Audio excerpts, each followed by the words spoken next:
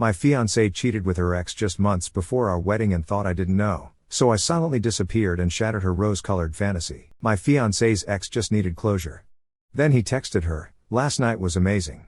I always knew we'd end up back together." She scoffed and said he's just being dramatic. It was a one-time thing. So I played along. This morning she opened her closet and screamed. Now she's blowing up my phone. I'm 25, male, a software developer who spends too much time debugging other people's shitty code and not enough time debugging my own life choices. Up until a few months ago, I was engaged to my girlfriend, 25, female, Ava, who's now officially earned her spot in the Psycho X Hall of Fame. We met at my buddy Kai's housewarming party 3.5 years ago. Ava walked in wearing this tight black dress, caught me staring, and made a beeline right to me. We exchanged numbers after some drinks and flirty banter. Classic meet cute, right? I remember thinking I was so damn smooth that night. Just another clueless dude about to step into a minefield without realizing it. She laughed at my terrible jokes and somehow made me feel like the coolest guy in the room. Fast forward 3 years. We're engaged, living together in a decent apartment downtown, and supposed to get married this summer. The wedding invitations were already out, venue booked, the whole 9 yards. Ava was fun, outgoing, and hot enough to turn heads. She could dress well and actually hold a normal conversation. But holy shit, did she have issues hiding under that perfect Instagram facade. Those first 2 years were honestly pretty good. We'd go hiking on weekends, have movie marathons, and she'd bring me lunch at the office sometimes. She was super creative too, always planning these elaborate date nights and surprising me with tickets to concerts. She was the first person who seemed to really get my weird sense of humor. But as we got closer to the wedding date, things started changing in ways I couldn't ignore. She'd get weird about guy friends calling me to hang out. Who was that? Why are they calling so late? It's 8:30 p.m., for God's sake. Why can't they text like normal people? And heaven forbid I want to go to a bachelor party or a gaming night, 20 questions guaranteed. Meanwhile, her girls' nights were supposedly sacred, and questioning them meant I was controlling. The early warning signs were there, just like they always are. The way she'd talk about her ex, Leo, all crazy or obsessed with her or couldn't get over her. I should have seen the red flags, but hey, I was 22 and she was hot. Not exactly the age of peak judgment. Our apartment was always weirdly tense. If I was texting anyone, "Who's that?" became her catchphrase. She'd casually walk behind me while I was on my phone, not even trying to hide that she was reading over my shoulder. What really gets me now is how much of my own identity I let slide. Used to play in a garage band on weekends, that stopped because rehearsals were taking away from our time together. Had a weekly basketball game with college buddies, somehow those guys became bad influences who didn't respect our relationship. Classic isolation tactics, and I fell for every single one. I can't believe I was planning to marry someone who tried to isolate me from everything and everyone. The constant feeling of having to explain myself, justify normal friendships, and prove my loyalty over and over was exhausting. And for what? So she could turn around and do exactly what she was accusing me of? But I'm getting ahead of myself. Wait, there's a lot coming. So on top of all the controlling I mentioned, the biggest red flag, her absolutely psychotic insecurity about Evelyn. Now I should explain that Evelyn used to be Ava's close friend back in college, same sorority, same friend group, same classes. Then they had some nuclear level falling out that Ava would never fully explain. Just vague, like Evelyn was fake and couldn't be trusted and a backstabbing bitch. When I asked for an explanation, she'd say Evelyn always wanted what I had. Real mature. Here's the thing though, Evelyn was legit gorgeous, could have been a model, chose engineering instead. And Ava, while also attractive, was constantly comparing herself. She'd sneer at Evelyn's posts, "Oh look, another filtered selfie from Miss Perfect," or bet she's fishing for validation from guys again. The jealousy was embarrassing to witness, and the whole time I'm thinking, damn, who hurt you? Every time Evelyn posted anything, Ava would somehow find it within minutes. Didn't matter if she wasn't tagged or if it was on a platform she rarely used. She had some kind of supernatural Evelyn radar that would ping her phone immediately. I'd watch her face change mid-conversation as she checked a notification, and I'd think, here we go again. Evelyn breathed oxygen somewhere in the city, and now our evening is ruined. The pettiness reached top levels. Once Evelyn posted about getting a promotion at her engineering firm. Ava spent the entire night scrolling through job listings and updating her LinkedIn. Another time Evelyn cut her hair into this bob, and suddenly Ava needed an emergency appointment with her stylist. I tried to stay Switzerland in this whole situation. Now you might ask, how do I know Evelyn? We'd been in the same computer science program in college. We weren't close, but we teamed up for a couple group projects. She was cool, easy to talk to. We remained casual friends though. But I never gave Ava a reason to be suspicious. I respected her feelings and kept a healthy distance from Evelyn. Yeah, I know, I was whipped. Call it what it is. The only times I'd run into Evelyn were at industry events or mutual friend gatherings, and even those were major diplomatic incidents requiring pre-approval, real-time updates, and post-event debriefings. Did she talk to you? What did she say? Did she ask about me? Was she with anyone? 20 questions minimum. Every time I'd have to recount every interaction in excruciating detail, like I was testifying before Congress. Ava's jealousy got more unhinged as the wedding approached. She'd check my phone when I was in the shower. She'd tell me I was just checking the time. Then she'd question me if I was even in the same group chat as Evelyn. One time she found an old photo of Evelyn and me at a coding hackathon from before I even met Ava, and she didn't speak to me for 2 days. 2 days over a picture from 3 years earlier where we weren't even touching. I brushed it off. Man, I thought to myself, that's some female thing. Girls get jealous, girls get hormonal. She might be overthinking and anxiously insecure. I'd tell myself every time I excused her behavior. My friends started noticing. They'd give me these concerned looks when Ava would interrogate me about who else was coming to a hangout. They'd text me privately, "You okay, man? Or is everything cool with you and Ava?" I'd brush it off, make some joke about women with a coffee emoji, like everything's cool. Because admitting something was wrong meant admitting I'd gotten myself into a toxic relationship. It was exhausting, but I was in love and figured we'd work through it. Classic mistake, am I right? That's the thing about red flags, they just look like regular flags when you're wearing rose-colored glasses. The Evelyn obsession should have been my exit cue. Normal people don't fixate on someone they claim to hate for years. Normal people don't police their partner's casual interactions with someone they barely see. But the real kicker, all that jealousy and suspicion was just smoke and mirrors, a classic case of projection that I couldn't see through earlier. What I didn't realize was that Ava's obsession with Evelyn was just a smokescreen for her own sketchy as hell behavior. Textbook projection. So here's where things get sus.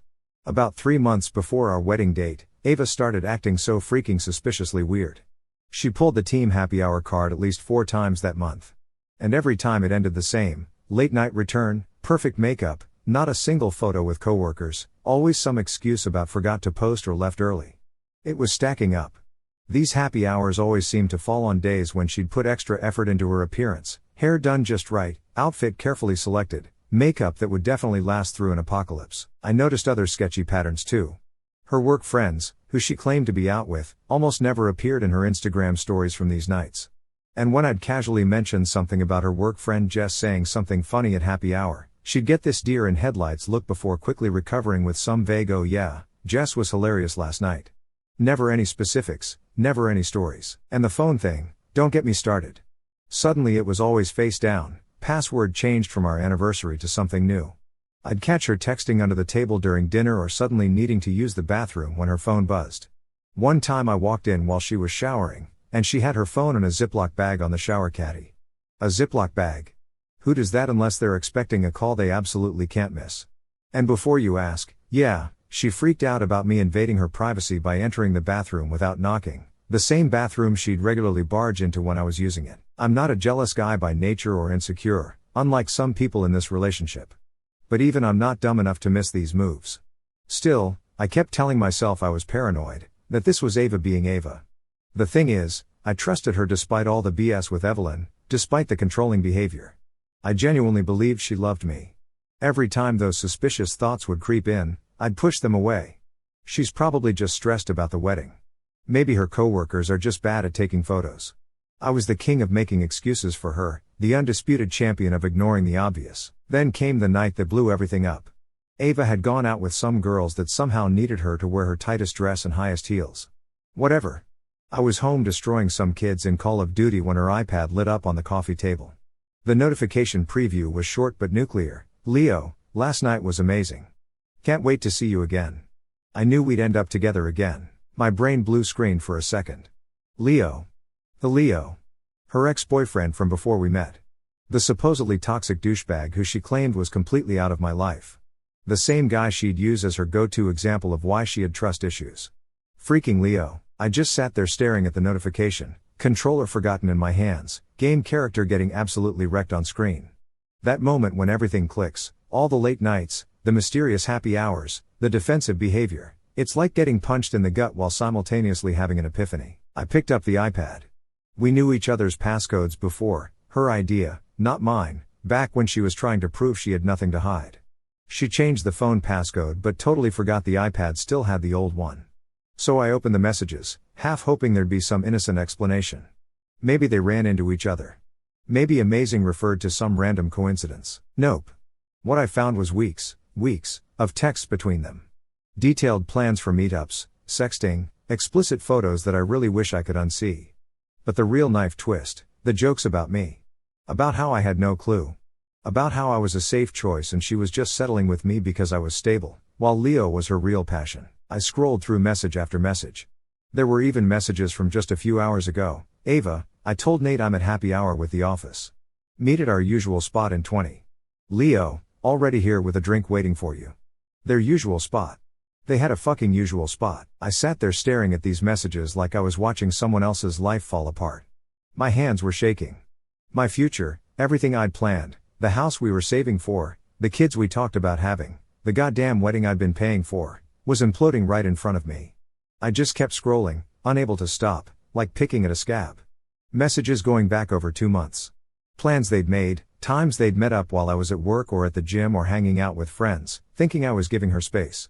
All while she'd make me feel guilty if I was 5 minutes late texting her back. But instead of the rage I expected, I was calm. Like when your car starts sliding on ice and you realize there's nothing you can do but ride it out. In that moment, everything became crystal clear. She had a second relationship on top of a wedding plan with me footing the bill. She lied to my face for weeks. She made fun of me. She was planning to marry me while seeing this dude on the side. And all while she was treating me like a potential cheater for occasionally being in the same zip code as Evelyn. That's when I decided, no dramatic confrontation, no tears, no begging for explanations, no smashing plates against walls. That's what she'd expect, and she'd use it to paint me as the crazy, controlling boyfriend. Instead, I was going to disappear from her life so completely that it would break her.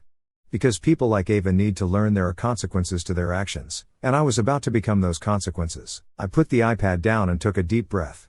My mind was already shifting into programmer mode, methodical, logical, step-by-step problem solving. I grabbed my laptop and started making lists, things to cancel, accounts to separate, items to move, people to contact. It was like my brain had entered some kind of survival mode where emotions got compartmentalized to deal with later. I took screenshots of everything and sent them to my email. Over the next few days, I went full DiCaprio-level method actor. I still kissed Ava goodbye in the mornings while imagining I was kissing a snake. Still asked about her day while wondering if she was with him. Still planned wedding details with her. Honey, do you think the bridesmaids should wear blue or purple? While you're seeing your ex. She had absolutely no clue I knew. Oscar-worthy performance on my part. It was wild watching her lie to my face every day. How was work? I'd ask, knowing damn well she'd left early to meet Leo. Oh, so busy, she'd reply, spinning some elaborate tale about a project crisis. During that week, I'd excuse myself to work late or meet the guys and instead be dismantling our future like a bomb disposal expert. I called the venue, explained the situation, and surprisingly got most of our deposit back. Same with the caterer, the florist, the DJ. Most of these vendors have seen this before. One lady at the bakery even gave me a free cupcake and told me her ex-husband had done the same thing. Then I contacted my groomsmen in a private Discord channel I named The Wedding is Dead. Told them the unfiltered truth. These guys had my back immediately. Pete even offered to, and I quote, break his kneecaps, which I declined. I'm not trying to go to prison over this jerk. My best man Trey came over that night with sodas and helped me strategy plan like we were plotting a heist. Finding a new place was tricky on short notice, but I got lucky. I found a new apartment across town, more expensive but with better security and a gym. So silver linings. Signed the lease on my lunch break and paid the deposit with what would have been our honeymoon fund. Sorry, Cancun. Every time I signed a document for the new place, I felt another piece of freedom clicking into place. The best part, our current apartment was actually in my name only. When we first moved in, Ava had credit issues, 3 maxed out cards and no impulse control, so I took the lease alone, with her promising to pay half. Which meant legally I could do whatever I wanted with it. While browsing furniture for my new place, turns out we had shockingly little that was actually ours. I had a revelation about what to do with the apartment. Ava was banking on us getting a place together after the wedding. She'd even started browsing listings and sending me links. She had no backup plan, no savings, and now she'd have no apartment. So I called up my buddy Milo. Milo's a personal trainer, built like a man, super chill dude who'd recently broken up with his girlfriend and needed a place to stay. I explained the situation over drinks, and he was immediately on board with my plan. The conversation went something like, "Dude, she cheated on you?" "Yep." "With her ex?" "That's fucked up." Long pause. "I'm in." "When do I move in?" "Friday." "Perfect."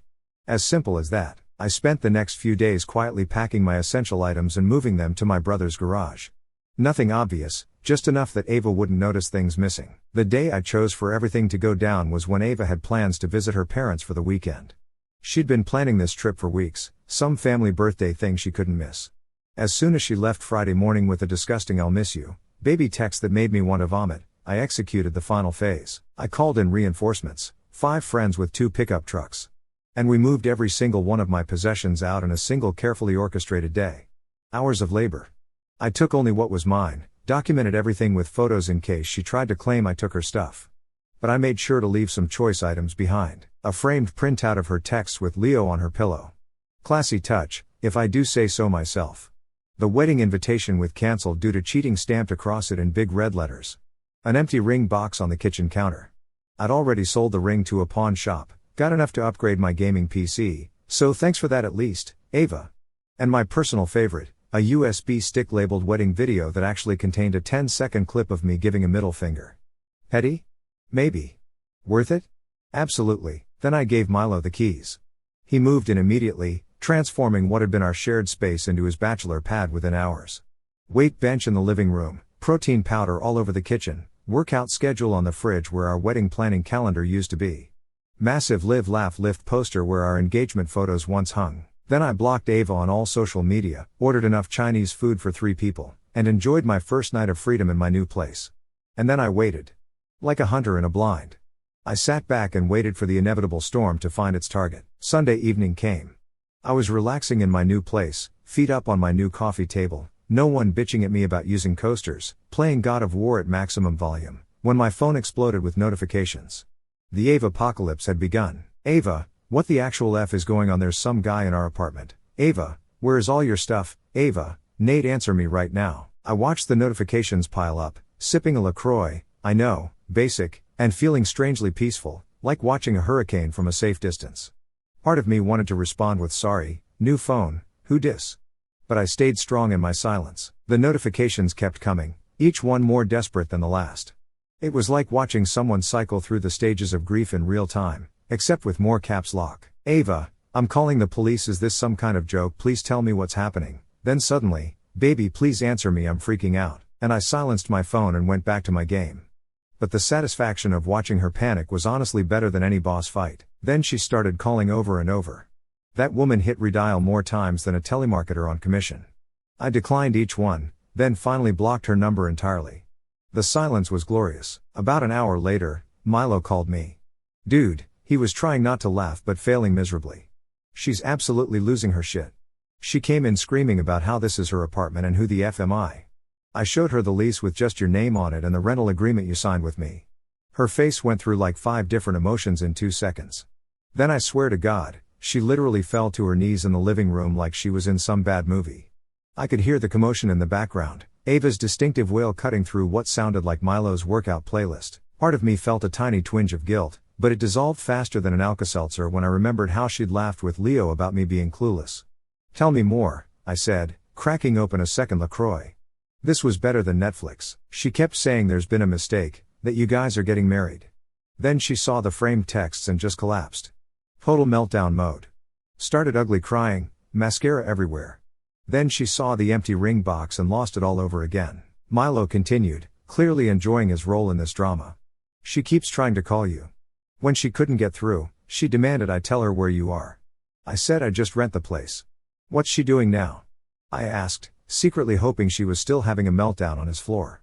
"She left about 10 minutes ago, screaming that she'd find you and fix this." Direct quote, "He can't do this to me. Might want to watch your back, man." She had that crazy look in her eyes. The crazy look. I knew it well. It was the same look she'd get when she'd see a notification on my phone she couldn't immediately identify. It was Ava's "someone is challenging my reality" face, and it usually preceded some spectacularly irrational behavior. I wasn't worried. I'd already warned security at my office that my psycho ex might show up causing drama. I'd told my new apartment building not to let anyone up without my permission. I'd changed all my passwords. I'd thought of everything, because I know how persistent crazy can be. True to form, not even 20 minutes after Milo's call, my phone lit up with messages from 3 different friends. Apparently Ava was on a warpath, calling everyone we knew, demanding to know where I was. When that didn't work, she started showing up at their houses. My buddy Kai texted me a video of her pounding on his door at 11 p.m., screaming my name. She was going nuclear, and everyone was getting fallout. Sure enough, Ava showed up at my office the next morning at 9:15 a.m. sharp, according to my co-worker Jess, who texted me a heads up. She was a complete disaster zone. Jess, heads up, your girl is in the lobby losing her mind. Jess, did you really cancel your wedding? What happened? Jess, wait, NVM, she's screaming about it for everyone to hear. I texted back a quick long story, tell you later, and braced myself. I could have hidden in the office all day, working remotely from a conference room, but that felt cowardly. Better to face this head on and be done with it. Security stopped her in the lobby, but I could hear her. Nate, I know you're up there. You can't do this to me. We're getting married. I came down. My desk wasn't stocked with enough food for a siege, so I decided to end this once and for all. Well, Ava, what are you doing here? I asked. Her tone immediately shifted. She immediately tried to hug me, her face switching so fast. Baby, there's been a huge misunderstanding. Please, can we just talk? The transformation was jarring. This woman should win an Emmy for her ability to flip emotional states on command. One second she's screaming like a banshee, the next she's all tearful vulnerability. I wasn't buying it anymore. No misunderstanding. I saw your texts with Leo. All of them. Her face dropped faster than my respect for her. Then came the waterworks, right on cue. Classic Ava, always ready with the tears when logic failed her. It was a mistake. It didn't mean anything. Leo means nothing to me. You're the one I love. I just looked at her, feeling nothing but disgust and a small bit of pity. This pathetic performance was so predictable it was almost boring. We're done. The wedding is cancelled. The apartment is no longer your home. Don't contact me again. Where am I supposed to go? She screeched, with mascara looking like a raccoon having a mental breakdown. I shrugged. Maybe Leo has space. Or were you just a good time to him too? Bet he's not answering your calls either now that you're not forbidden fruit anymore. That hit a nerve. That's when she tried to slap me in front of security and about 15 of my co-workers who were pretending not to watch this show. But I caught her arm and looked her dead in the eyes. Don't you dare. Get out before I drag you out of the building myself, I demanded as security escorted her out. She was still yapping about how I ruined her life and how I'd regret this. Classic projection. But all I could think was, no, Ava, you did that all by yourself when you decided your vows would have an asterisk next to them. I turned around to see my entire office staring at me. Jim from accounting slow clapped. Someone else whistled. My boss just nodded and said, take the day if you need it. A couple weeks went by. I was settling into my new life, focusing on work, hitting the gym more. Amazing how much free time you have when you're not managing someone else's insecurities. And actually enjoying life. My fridge was full of leftover pizza, and nobody complained when I played video games until 3 a.m. living the dream. The constant barrage of texts from random numbers, Ava using friends' phones, had finally slowed to a trickle. She'd attempted to create new social media accounts to message me, but I blocked those too. She'd even sent a freaking edible arrangement to my office with a card begging for another chance. I shared the chocolate-covered strawberries with my coworkers and tossed the card without reading it. Free food is free food. My new place was starting to feel like home. No pink throw pillows, no scented candles that gave me headaches, no live laugh love crap on the walls. Just my gaming setup, comfortable furniture, and blessed silence. I'd forgotten what it was like to exist without someone constantly demanding attention and validation.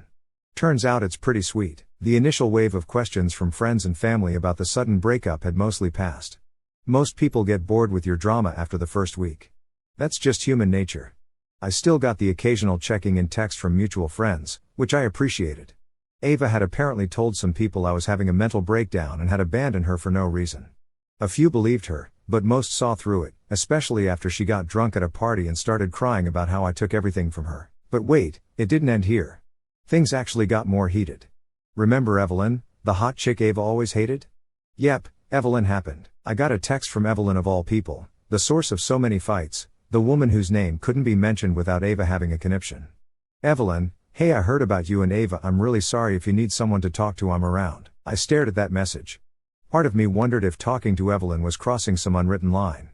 But then I remembered Ava cheated on me with the dude she swore was out of her life while accusing me of having feelings for Evelyn. I didn't know her shit. It still felt weird though, like I was somehow playing into Ava's paranoid narrative. There's this strange guilt that lingers even when you're the one who was wronged. But that was old programming from a relationship built on manipulation. Time to delete that buggy code. So I replied, thanks, that actually means a lot, coffee sometime. Her response came back immediately, name the time and place. We met up that weekend at a cafe downtown where they charge $8 for what is essentially brown water with pretentious latte art. And holy shit, it was eye-opening. Evelyn showed up looking completely normal, not the man-eating succubus Ava had painted her to be. Just a regular woman in jeans and a sweater with a genuine smile and zero ulterior motives. The first 15 minutes were awkward small talk, both of us dancing around the elephant in the room. Then she just went for it. So I guess you know Ava and I have history. I nodded, stirring my coffee. She mentioned you guys had a falling out in college. Never got the full story though. Evelyn took a deep breath. Yeah, that's putting it mildly. There's something you should probably know then. Evelyn revealed something I never knew. Turned out the reason Ava and Evelyn had their nuclear-level falling out was because Ava had stolen Evelyn's boyfriend in college. And guess who that boyfriend was? Leo. The same Leo she'd been cheating on me with. The pieces clicked together like a messed-up puzzle. The Leo she'd painted as toxic and controlling, he was actually Evelyn's boyfriend first. The Evelyn she claimed was obsessed with taking what was hers, she was the original girlfriend who got cheated on. She always had a thing for him, Evelyn explained. Even when we were friends, she would flirt with him right in front of me. And when I'd call her on it, she'd say I was being paranoid and insecure. Sound familiar? Yeah. Ava had been projecting the whole time, and I'd been too caught up in her drama to see it. We were roommates, Evelyn continued. Best friends since freshman year. Then I came home early from a class that got cancelled and found them together in our apartment. In my bed. She shook her head. When I confronted her, she somehow twisted it around to make it my fault. Said Leo had been unhappy for months, that they couldn't help their feelings. Classic cheater script. I sat there stunned at how history had repeated itself. And the rest of your friend group took sides. Some believed her version, some believed mine. It got ugly. Eventually I transferred to finish my degree elsewhere. Couldn't handle seeing them together on campus every day. We talked for hours, not just about Ava, but about everything else. Our jobs, hobbies, mutual friends we'd been kept apart from. Turns out Evelyn was actually cool as hell. Smart, funny, down to earth. Exactly the type of person Ava would feel threatened by. From that day, we started hanging out more, even with other friends. During all that time, Ava was disappearing little by little. She was still trying to reach out from time to time, but she knew it was useless. About 2 months after the breakup, and after many hangouts, I posted a picture on Instagram. A group of my friends at a baseball game, Kai, Carlos, his girlfriend, me, and Evelyn sitting next to me. Both of us tagged in the photo. We were all just smiling, enjoying stadium drinks. Basic, harmless social media content. I didn't post it to trigger Ava, honestly, I'd started to forget about her most days. It was just a fun afternoon with friends that I wanted to share, but Ava will always be Ava. Within an hour, my phone exploded with texts from a number I didn't recognize. Unknown. Are you things serious, Evelyn? I knew it. Unknown. You were planning this all along. Unknown. You were screwing her the whole time, weren't you? It took me about 3 seconds to realize it was Ava using a friend's phone since I'd blocked her number. The irony of her accusing me of cheating wasn't lost on me. I blocked this new number too and went back to watching Netflix. But that evening, Evelyn called me sounding genuinely freaked out. Nate, Ava showed up at my place screaming in the hallway, losing her mind. Security made her leave, but now she's blowing up my phone with threats. Now I was pissed. Going after me was one thing, I could handle Ava's crazy. But dragging Evelyn into this mess? Nope, not happening. Evelyn sent me screenshots. They were bad. Really bad. Not your standard I hate you texts. She said she'd mess up my face and follow me to work. Said she was going to make sure no man ever looks at me again. Claims that she'd destroy Evelyn's career by telling her boss she slept her way into her position.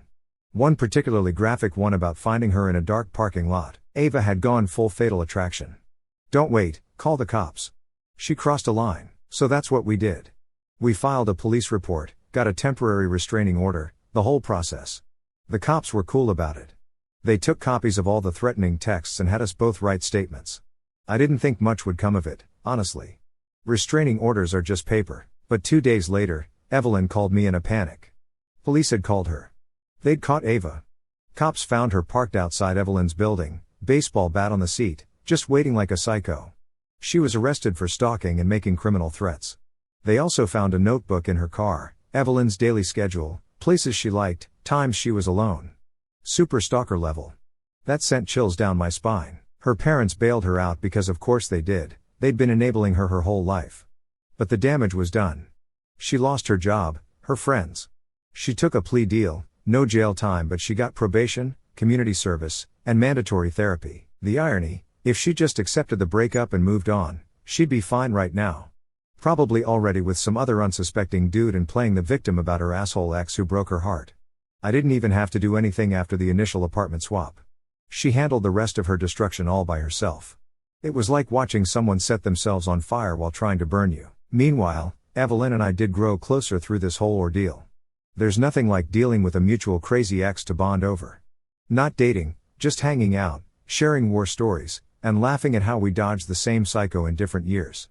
We're taking it slow, enjoying each other's company. And you know what? It's nice. Really freaking nice. Last I heard, Ava had to move back in with her parents in another state. Leo, of course, wanted nothing to do with her once the fun of sneaking around was gone and she was just a regular desperate ex with legal problems. She even deleted all her social media. Probably for the best, given her inability to not stalk people online. Me? I'm good. No drama, no guilt trips. I've got peace. And yes, I play on the gaming PC her betrayal paid for. 490 GPU, i9 processor, triple fan cooling, 2TB NVMe, curved 34-inch ultra-wide. Frame smooth as karma. And let me tell you, irony hits different in ultra graphics.